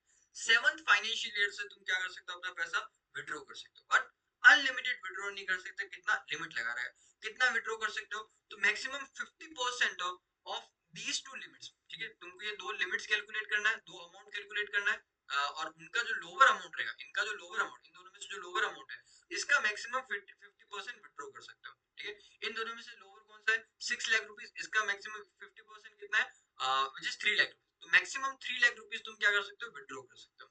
ठीक है ना। दो लिमिट्स कौन सी है, एक तो जो इमीडिएटली प्रीसीडिंग फाइनेंशियल ईयर है उसके एंड में क्या बैलेंस था, वो इमीडिएटली प्रीसीडिंग फाइनेंशियल उसके एंड में बैलेंस क्या था वो देखना है। एंड दूसरा लिमिट कौन सा है, जो करंट फाइनेंशियल ईयर है उससे 4 साल पहले का जो फाइनेंशियल ईयर था उसके एंड में क्या बैलेंस था वो देखना है। इन दोनों को कंपेयर करो, जो लोअर अमाउंट है उसका 50% इतना मैक्सिमम अमाउंट तुम विड्रॉ कर सकते हो। अब एक बार बुक से रीड करते हैं, आई होप आपको इसको समझा होगा, बिकॉज बुक में देखो क्या सिर्फ लैंग्वेज दी थी, कोई एग्जांपल वगैरह दिया नहीं करके, तो समझने में मुश्किल होता है। Now, a withdrawal is permissible every year from seventh financial year। देखो पहली बात तो फाइनेंशियल ईयर यूज किया, दूसरा क्या सेवंथ फाइनेंशियल ईयर, मतलब 6 ईयर तक withdraw financial year 6 financial year तक विड्रॉ करना अलाउड नहीं है, सेवंथ फाइनेंशियल ईयर से तुम विड्रॉ कर सकते हो। ठीक है, आगे चलते हैं। Of the date of opening account and the amount of withdrawal will be limited to 50%। कितना विड्रॉ कर सकते हो, maximum 50% of balance at the creditor at the end of fourth year immediately preceding the year in which the amount is withdrawn। जिस year के अंदर amount withdraw कर रहे हैं उसका इमीडिएटली 4 साल पहले के एंड में जो बैलेंस है वो अमाउंट, और at the end of the preceding year मतलब जो इमीडिएटली पिछला साल है, इन दोनों में से जो लोअर अमाउंट है, ठीक है, उसका तुम क्या कर सकते हो, 50% विड्रॉ कर सकते हो। आई होप अभी तुमको ये वाला टॉपिक समझा होगा। फिर भी क्लियर नहीं है तो अगेन थोड़ा रिपीट करना, इसको वापस देखना करके, बिकॉज इसके अंदर कंफ्यूजन होता है करके। डन, ठीक है, चलिए बस इनफ। नाउ अभी इसके अंदर इंटरेस्ट रेट अगेन बोला कि अप्रैल 2020 से क्या हो गया, ये इंटरेस्ट रेट हो गया, बट अगेन ये भी एक्यूरेट नहीं है क्योंकि उसके बाद भी चेंज हो गया था करके। क्लियर है, अभी आगे चलते हैं। अभी आगे वाले टॉपिक कुछ फिर भी थोड़े इंटरेस्टिंग है, मजा आएगा तुमको। नेक्स्ट क्या टॉपिक है, कंपनी फिक्स डिपॉजिट। देखो अभी हमने शॉर्ट टर्म वाला डिस्कस किया था, अंदर बैंक के साथ एफडी कराना, वो तो हमने ऑलरेडी डिस्कस कर लिया। अभी ये वाला क्या टॉपिक है, कंपनी फिक्स डिपॉजिट, जिसका क्या मतलब है अभी समझना। तुम बैंक के साथ में तो अपना पैसा जमा करा सकते हो, उसके बदले में इंटरेस्ट ले सकते हो, दैट इज अलाउड। क्या तुम कंपनीज के साथ में, जैसे रिलायंस कंपनी है, टीसीएस कंपनी है, इन्फोसिस कंपनी है, जोमेटो कंपनी है, क्या इन कंपनीज के साथ में भी तुम अपना पैसा जमा करा के उससे इंटरेस्ट ले सकते हो? क्या उन इन कंपनीज के जो मैंने नाम लिए, क्या यहाँ पे तुम क्या कर सकते हो, अपना फिक्स डिपॉजिट करा सकते हो क्या 3 साल के लिए, 5 साल के लिए? इज इट अलाउड, ये मेरा क्वेश्चन है, राइट। तो देखो technically legally it is allowed, ठीक है। आप चाहो लीगली, कंपनीज चाहे तो क्या कर सकती है, ऐसा स्कीम बना सकती है, आप लोगों से डिपॉजिट एक्सेप्ट कर सकती है, उसके बदले में आपको इंटरेस्ट दिया जा सकता है। बट प्रैक्टिकली तुम आज के टाइम पे देखोगे, ठीक है, तो बैंक्स तो ऑफ कोर्स ये काम करती है। बैंक्स के अलावा जो ये फाइनेंस कंपनीज होती है, जिनको एनबीएफसी वगैरह हम बोलते हैं, राइट, जैसे टाटा फाइनेंस हुआ, महिंद्रा फाइनेंस हुआ, ये तो फिर भी आज भी ये क्या करती है, ये एफडी वगैरह एक्सेप्ट करती है और उसके बदले में तुमको इंटरेस्ट देते हैं। बट जो ये कंपनीज के नेम बोले, जो नॉर्मल कंपनीज है, रिलायंस, टीसीएस, इन्फोसिस, जोमेटो, ये आज के टाइम पे लीगली कर सकते हैं बट प्रैक्टिकली आज के टाइम पे करते नहीं। उसका रीजन क्या है, 2013 के अंदर जो कंपनीज एक्ट 2013 आया था, नया वाला कंपनीज एक्ट आया था करके, उसके अंदर इन्होंने इससे रिलेटेड बहुत सारे रूल्स एंड रेगुलेशन लेके आए थे, इस प्रोसेस को बहुत स्ट्रिक्ट कर दिया था। इसके लिए कंपनीज इस रूट से पैसा उठाना पसंद नहीं करती है, बल्कि बॉन्ड्स, डिबेंचर या फिर शेयर्स वगैरह इशू करके पैसा उठाना ज्यादा पसंद करती है, राइट। फिर भी एक बार इसको रीड करते हैं। These are the short term, मतलब 6 month to medium term 3 to 5 years का इनके अंदर टाइम ड्यूरेशन हो सकता है, ठीक है। ये क्या होता है, borrowing by the company at a fixed rate of interest which is payable monthly, quarterly, semi annually और एनुअली, ठीक है। मतलब इसका मतलब इनमें से कुछ भी हो सकता है, इनमें से एक रहेगा, सारे नहीं हो सकते ना, या तो तुमको मंथली पे करेंगे, क्वार्टरली पे करेंगे, या फिर एनुअली, जैसा भी पे कर सकते हैं। अब फिक्स डिपॉजिट क्या होता है, उन कंपनी के लिए तो बोरोइंग है, तुमने उनको पैसा दिया तो उनके लिए तो एक टाइप का बोरोइंग हो गया ना। Now, they can also be cumulative fixed deposit where the entire principal along with the interest is paid at the end of the loan period, ठीक है। क्यूमुलेटिव फिक्स डिपॉजिट हो सकता है, जिसका मतलब क्या है, तुम उसके अंदर पैसा डिपॉजिट करते जाओ, जो इंटरेस्ट है वो भी उसके अंदर जमा होता जाएगा, और एंड में जब वो टाइम खत्म होगा तुम्हारा एफडी का, तो तुमको सारा का सारा पैसा वापस रिटर्न कर दिया जाएगा। The rate of interest varies between 8 to 12% per annum for companies FD. The interest received is after deduction of taxes. Now, यहाँ पे देखो दो चीज बताया, पहला यहाँ पे इंटरेस्ट रेट क्या था, जनरली 8 to 12% रहता है, ठीक है। देखो आज 12% तो इतना तो नहीं जाता, बट 8-9% इतना मिल जाता है फिर भी, ठीक है। फिर क्या यहाँ पे देखो, नाउ लास्ट पॉइंट, कि तुमको जो इंटरेस्ट मिलता है इसके अंदर टैक्स डिडक्ट करने के बाद भी मिलता है, ठीक है।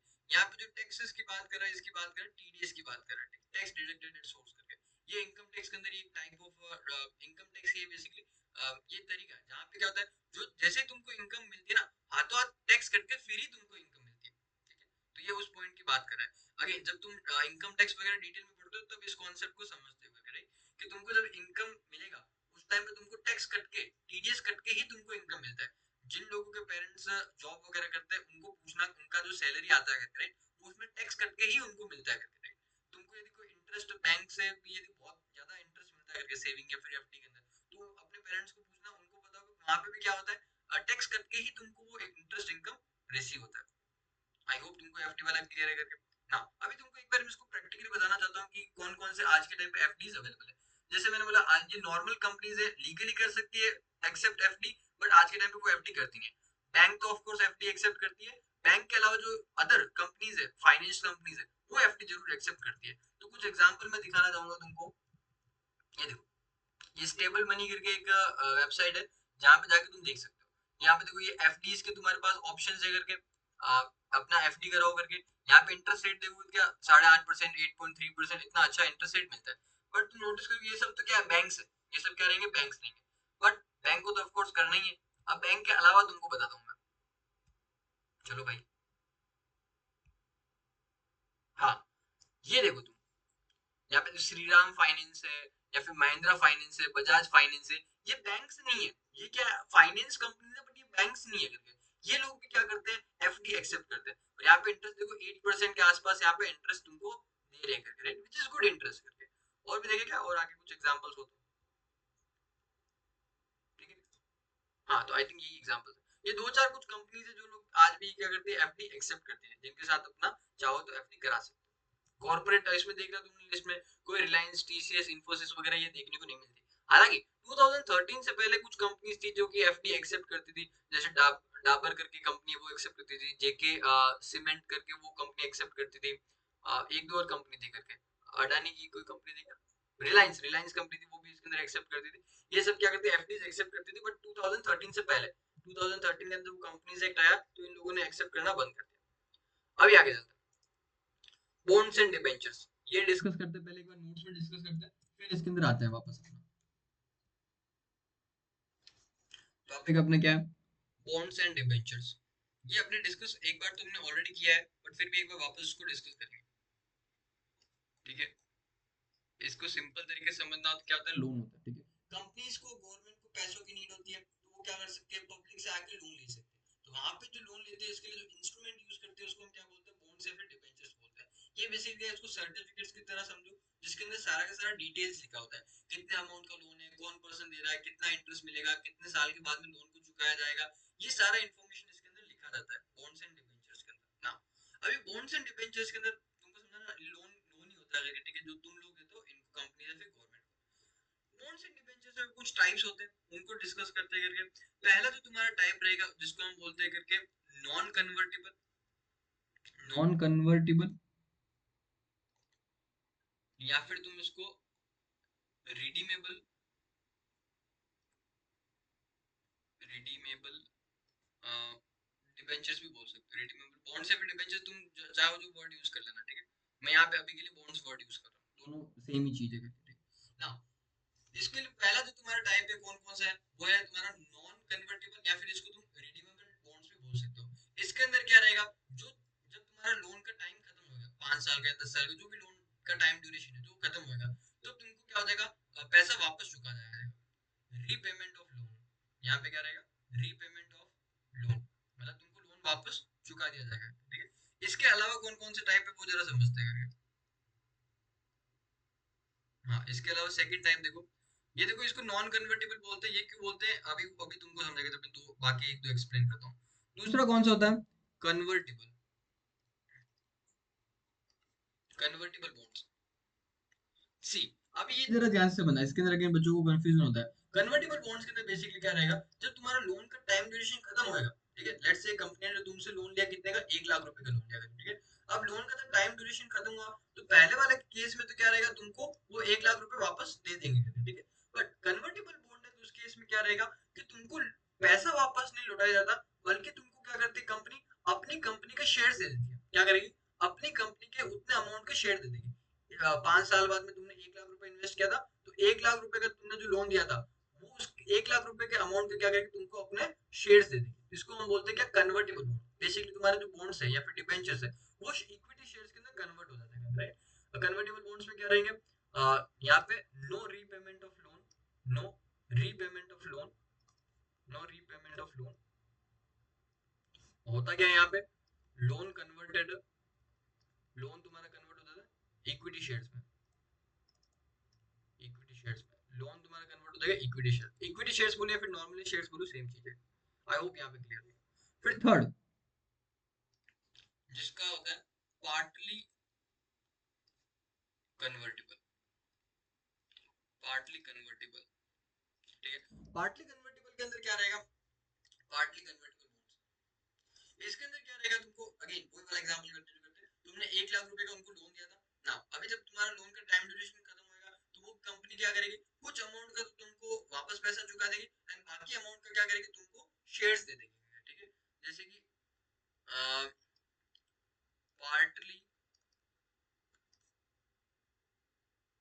Loan repayment, partly loan repayment, ठीक है, एंड पार्टली शेयर्स तुमको मिल जाएंगे, शेयर्स मिल जाएंगे, ठीक है। लेट्स से अपने एग्जांपल के, अब जो हमने 1 लाख रुपए का लिया था, लेट्स अज्यूम करते हैं कि 50,000 रुपए तो तुमको पैसे लौटा देगी एंड बाकी 50,000 रुपए क्या करेगी, तुमको उसके शेयर्स दे देगी, इस तरीके से करता है ना। अब ये इनकी कंपनी की इच्छा पे नहीं होता है, जब कंपनी तुमको इनिशियली बॉन्ड्स वगैरह इशू करती है, उसी के अंदर उनके डॉक्यूमेंट के अंदर सारी इंफॉर्मेशन लिखा होता है कि जब लोन का टाइम खत्म होएगा तो तुमको कितना अमाउंट वापस मिलेगा, कितने के शेयर्स मिलेंगे, ये सारा इंफॉर्मेशन उसी टाइम पे आप लोगों को बता दिया जाता है, राइट। तो आई होप आपको तीनों समझ में आएगा कौन कौन से types of bonds and debentures आपके पास अवेलेबल है। एक बार इसको यहाँ पे रीड करते हैं। It is a fixed income debt instrument issued for a period of more than 1 year with the purpose of raising capital. ये क्या करते हैं कंपनी और गवर्नमेंट, ये क्या डेट इंस्ट्रूमेंट है जिनको इशू करती है, उसके बदले में पैसा इनको मिलता है और तुमको क्या मिलेगा, इंटरेस्ट मिलेगा। जनरली इनका टाइम ड्यूरेशन क्या होता है, 1 साल से ज्यादा होता है। The central or state government, corporations and similar institutions sell bonds करके, ठीक है। बॉन्ड इज देखो क्या बोला, सेंट्रल और स्टेट गवर्नमेंट की, गवर्नमेंट की बात हो गया, कॉर्पोरेशंस का हम क्या मतलब है, कंपनीज जैसे रिलायंस है, एचडीएफसी बैंक है, ये सब क्या कर सकते हैं, अपने बॉन्ड्स इशू कर सकती है, एंड सिमिलर इंस्टीट्यूशन, इनसे रिलेटेड इंस्टीट्यूशन है, वो लोग क्या कर सकते हैं, बॉन्ड सेल कर सकते हैं। A bond is generally a promise to repay the principal along with the interest rate, along with the fixed rate of interest on a specified date called the maturity date करके ना। Bond क्या होता है, basically एक promise की तरह होता है जहाँ पे आपको बोला जाता है कि हम आपको जो मैच्योरिटी डेट है, मैच्योरिटी डेट में लोन का टाइम खत्म होएगा करके, उस टाइम पे आपको हम आपका पैसा चुका देंगे एंड हर साल तुमको इंटरेस्ट भी देंगे।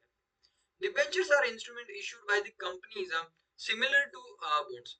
डिबेंचर क्या होती है, देखो यहाँ पे जो फिर देखो क्या बोला, गवर्नमेंट की बात बोला, और ये जो कॉर्पोरेशन, एक्चुअली कंपनीज की बात नहीं होती यहाँ पे, हो रही कॉर्पोरेशन कौन से, जैसे आरबीआई या फिर गवर्नमेंट की जो अलग अलग कॉर्पोरेशन से करके उनकी यहाँ पे बात हो रही है। तो ये बॉन्ड्स किसके लिए वर्ड हम यूज करते हैं, गवर्नमेंट जब पैसा उठाती है तो हम बॉन्ड वर्ड यूज करते हैं, डिबेंचर वर्ड यूज करते हैं, जब कंपनीज वगैरह पैसा उठाती है तो हम डिबेंचर वर्ड यूज करते हैं। देखो बट इन्होंने यहाँ पे क्लैरिफाई कर दिया कि सिमिलर टू बॉन्ड, दोनों चीज क्या है, सिमिलर ही है, सेम ही चीज है, debentures and bonds. These could be convertible, non-convertible and partly convertible, जो कि तीनों हमने एक बार के लिए समझ लेते हैं। पहले डिस्कस करते हैं, एक बार पहले नॉन कन्वर्टिबल डिस्कस करते हैं, जो मैंने सीक्वेंस दिया था वही हम डिस्कस करते हैं। Non convertible debentures are fully repaid, ठीक है, ऑन मैच्योरिटी, ठीक है, ये इतना एक ही लाइन है करके।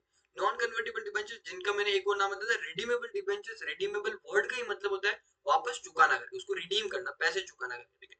तो इसके अंदर तुमको क्या रहेगा कि जब इसको पूरा का पूरा रीपे कर दिया जाएगा, वापस चुका दिया जाएगा तुम्हारा लोन ऑन मैच्योरिटी, ठीक है। फिर आता है कन्वर्टिबल डिबेंचर्स, इसको डिस्कस करते हैं। Can be fully converted to equity at the option of debenture holder on the maturity. यहाँ पे क्या होता है, जब तुम्हारा मैच्योरिटी होता है, जब लोन का टाइम खत्म होगा, राइट, तो तुमको इसके बदले में इक्विटी शेयर्स मिल जाएगा। बट यहाँ पे क्या बोलते हैं, eight the option of debenture holder, eight the option of debenture holder, मतलब कि जो जिसने पैसा इन्वेस्ट किया उसको चॉइस देंगे कि बता भाई तेरे को क्या चाहिए, तेरे को लोन का पैसा वापस चाहिए या फिर कंपनी के शेयर्स चाहिए, वो जिसको जिसको वो बेनिफिशियल लगेगा, जो भी ऑप्शन बेनिफिशियल लगेगा वो चूज कर सकता है।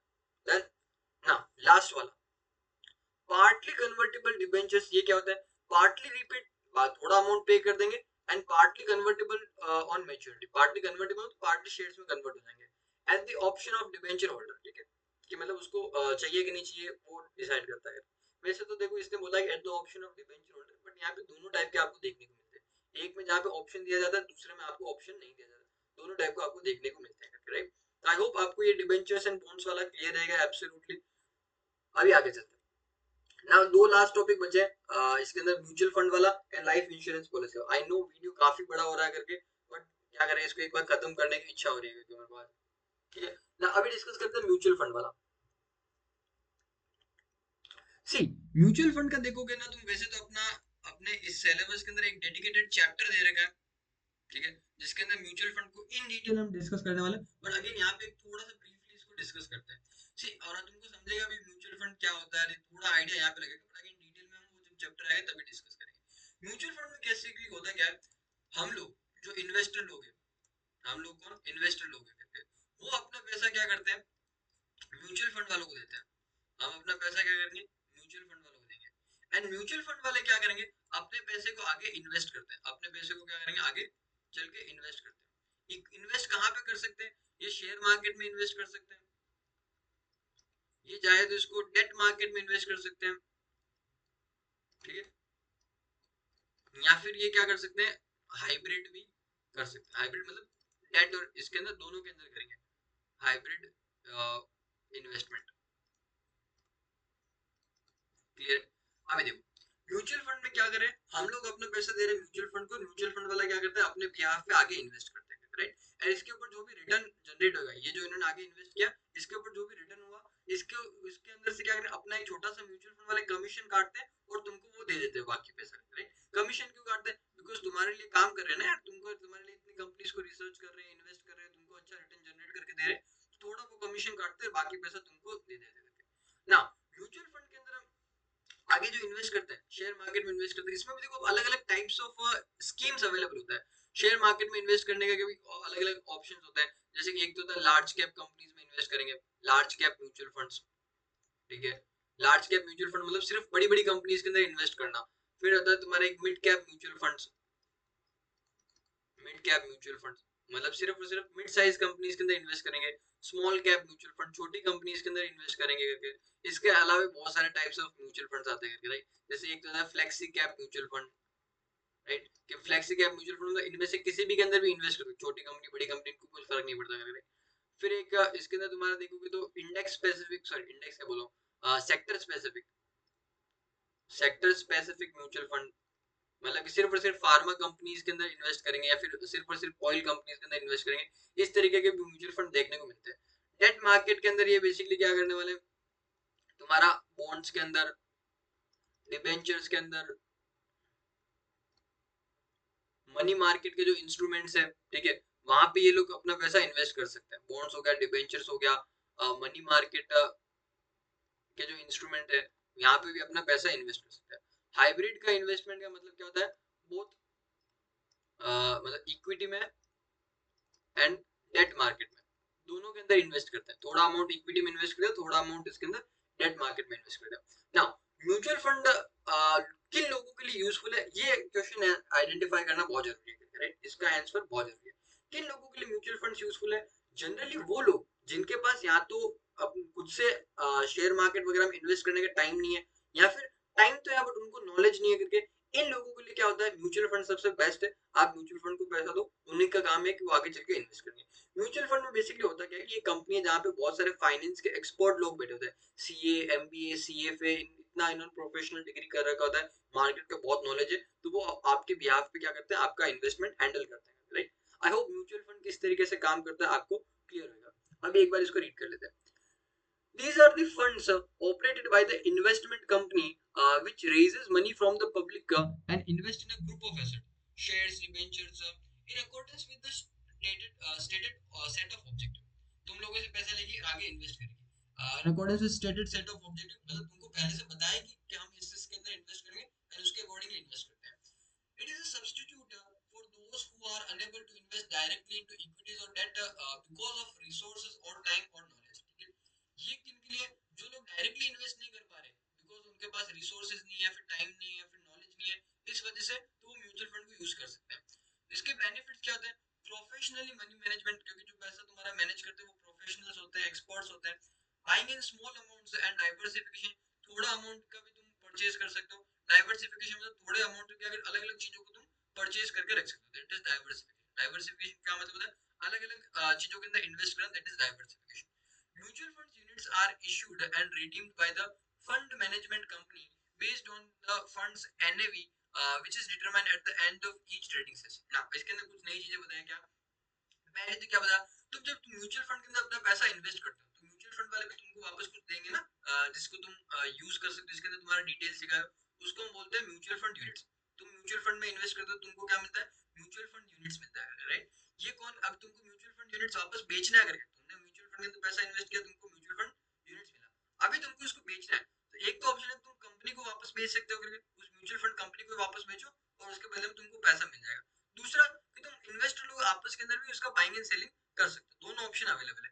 यहाँ पे बता रहा है कि जो फंड मैनेजमेंट कंपनी है, जो म्यूचुअल फंड कंपनी है, उसके बारे में बात कर रहा है, आपस में खरीदने बेचने को यहाँ पे डिस्कस नहीं कर रहा. ठीक है ना? अब ये बाइंग एंड सेलिंग होता है. म्यूचुअल फंड के अंदर तुम इन्वेस्ट करते हो तो किस वैल्यू पे तुमको यूनिट्स मिलेगा, किस वैल्यू पे तुम यूनिट्स बेच सकते हो, वो होता है बेस्ड ऑन एनएवी. किसके ऊपर? NAV, net asset value. ये कैलकुलेट कैसे होता है? वैसे तो देखो आगे जब चैप्टर आएगा तब मैं डिटेल में समझाऊंगा, बट स्टिल यहाँ पे थोड़ा सा इसके बेसिक समझ लो करके.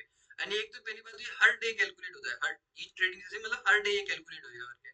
जब जब शेयर मार्केट काम करेगी तब तब ये कैलकुलेट होता है करके. एनएवी कैलकुलेट कैसे करते हैं? तो इन कंपनीज ने जितना भी आगे क्या कर रखा है, अपना पैसा इन्वेस्ट कर रखा है, ठीक है, तो जो इन्वेस्टमेंट वैल्यू है, इन्वेस्टमेंट वैल्यू वो हो गया. इसमें से बोलता है कि अपना एक्सपेंसेस हटा दो.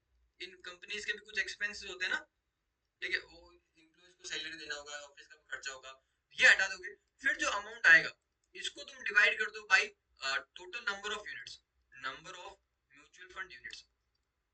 ठीक है, ऐसा करोगे तुमको क्या मिल जाएगा? एक यूनिट का पर यूनिट वैल्यू मिल जाएगा, पर यूनिट तुमको वैल्यू मिल जाएगा. और इस यूनिट, इस वैल्यू पे तुम क्या कर सकते हो? बाइंग एंड सेलिंग कर सकते हो. बट अगेन बताता हूँ, यहाँ पे जो बुक के अंदर तुम्हारा एक्सप्लेन किया ना, एक्यूरेट नहीं है. जब टॉपिक आएगा तब मैं तुमको इन डिटेल कैलकुलेशन समझाऊंगा, अभी यहाँ पे मैं नहीं बता रहा.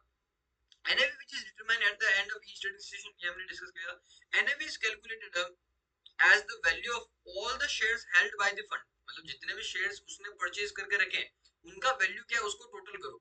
उसमें से क्या करो तुम? एक्सपेंसेस हटा दो, उसका उसके जो भी एक्सपेंस है वो हटाओ, एंड उसको डिवाइड कर दो by number of units issued by the mutual fund. जितने टोटल यूनिट्स उसने इशू किए उसको डिवाइड करो उससे. ठीक है, usually long term investment vehicle, बस हाँ, इससे तुम्हारा क्या आ जाएगा? पर यूनिट NAV आ जाएगा.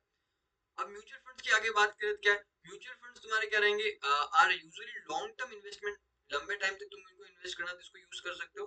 Through there are some categories of mutual fund such as money market mutual fund, जो कि शॉर्ट टर्म है. Generally mutual fund long term के लिए होता है, but short term mutual fund भी होते हैं, जैसे कि मनी मार्केट हमने डिस्कस किया था.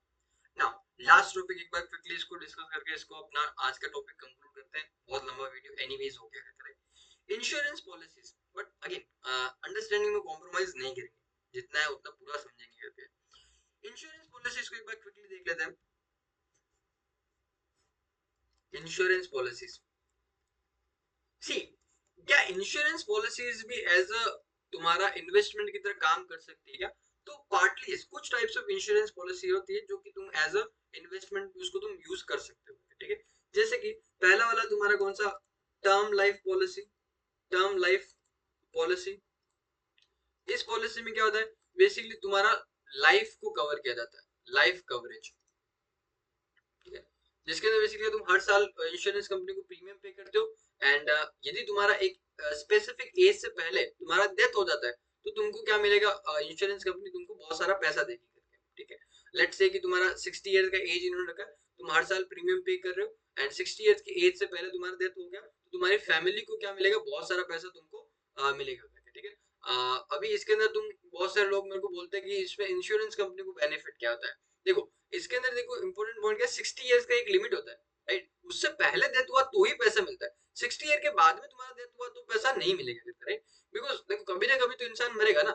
ये पॉलिसी का पर्पस होता है कि टाइम से पहले, नॉर्मल टाइम से पहले तुम्हारा डेथ हो जाता है तो तुमको फाइनेंशियल सपोर्ट मिलता है, राइट? तो इसके अंदर अभी क्या रहेगा? तुम हर साल प्रीमियम पे करोगे, 60 ईयर से पहले डेथ हुआ तो तुम्हारा फैमिली को पैसा मिल जाएगा. बट 60 ईयर तक तुम्हारा डेथ नहीं हुआ, उसके बाद भी तुम जिंदा होकर के, तो तुम्हारे को कोई पैसा नहीं मिलेगा, राइट? तो इसके अंदर लोग बोलते हैं यहाँ पे तुमको बहुत नुकसान हो गया. देखो यहाँ पे नुकसान इतना नहीं होता, क्यों? क्योंकि तुम यहाँ पे अमाउंट बहुत कम देते हो इसके लिए, राइट? तुमको भी बेनिफिट, इंश्योरेंस कंपनी को भी बेनिफिट.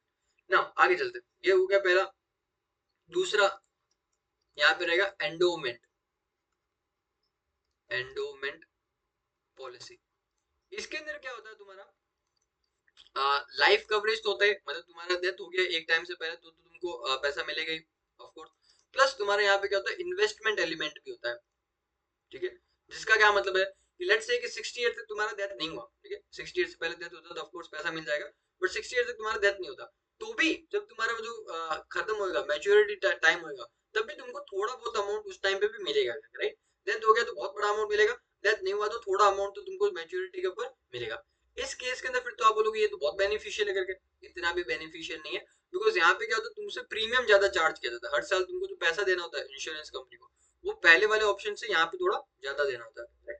नाउ थर्ड टाइप का देखते हैं, विच इज योर एनवीटी, या फिर इसको एनवीटी बोल लो, या फिर इसको पेंशन,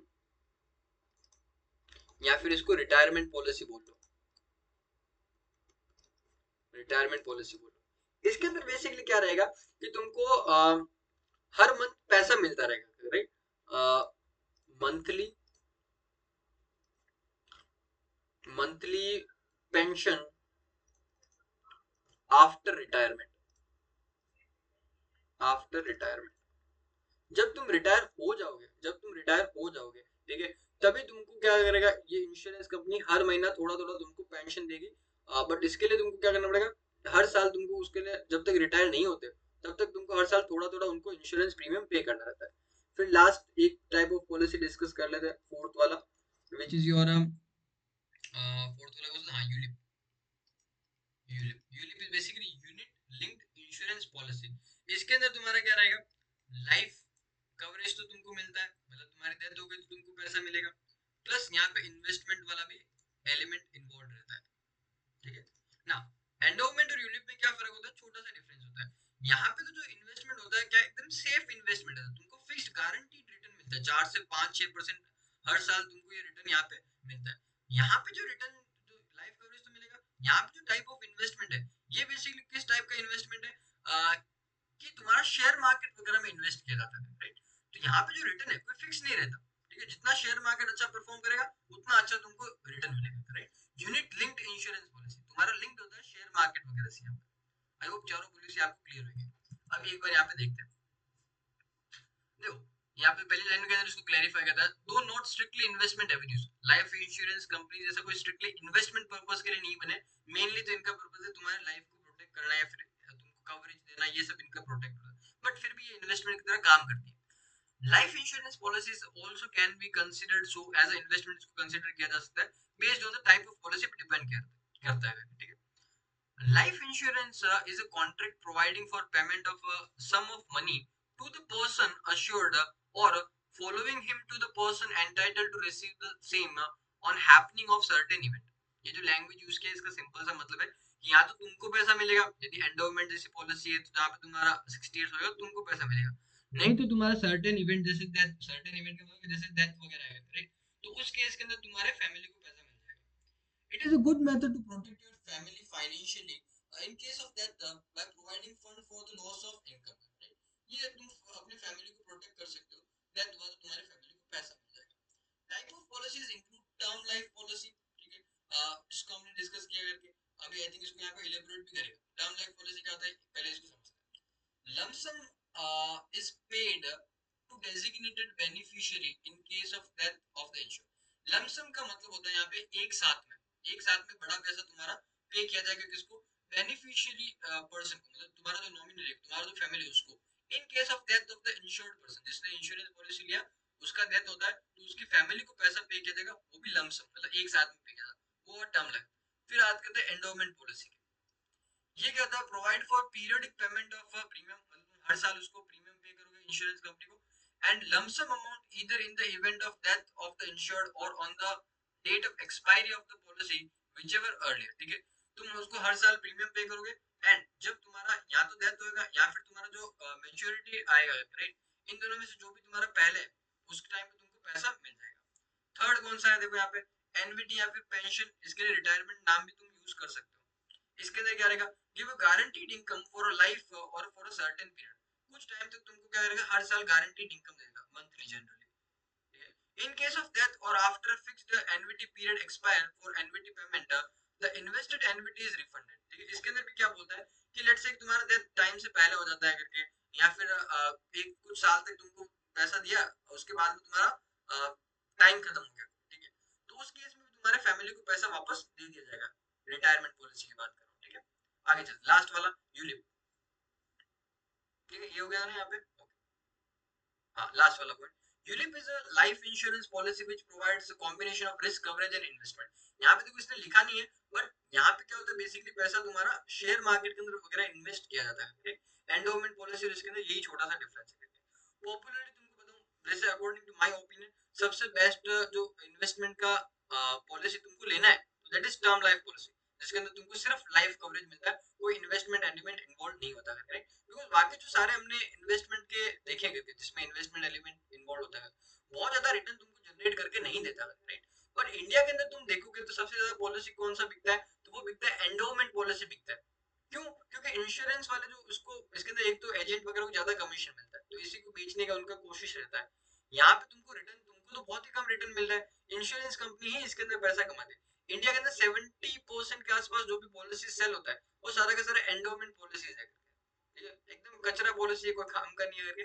तुमको चाहिए तो पर्सनली टर्म लाइफ पॉलिसी लो, जो कि इंडिया के अंदर इतना पॉपुलर नहीं है, क्योंकि इंश्योरेंस कंपनी वाले इसको बिल्कुल भी ज्यादा प्रेफर नहीं करते, चाहते हैं कि एंडोमेंट पॉलिसी ज्यादा से ज्यादा बेचे। NVT and retirement pension policy, ये भी अच्छा पॉलिसी तुम यूज कर सकते हो। ULIP again not so good policy करके, राइट, ये जस्ट एज एडवाइस इसको लेना करके ना, ठीक है। आज की क्लास के अंदर बहुत डिटेल, बहुत बड़ा क्लास रहा करके, आई नो 1 घंटे से ज्यादा का टाइम हो गया होगा करके, बट स्टिल हमने इस बड़े इस टॉपिक को खत्म किया ना। नेक्स्ट 1 और 2 क्लास के अंदर अपना ये चैप्टर खत्म हो जाएगा, राइट, बहुत बड़ा चैप्टर था, खत्म होने वाला है। 10th के केस में तो आई थिंक खत्म हो भी गया होगा ना, कि थोड़ा सा बचा है, नहीं 10th के केस में भी थोड़ा सा बचा है, ठीक है। चलो, तो नेक्स्ट लेक्चर में मिलते हैं, bye bye, thank you for listening very patiently.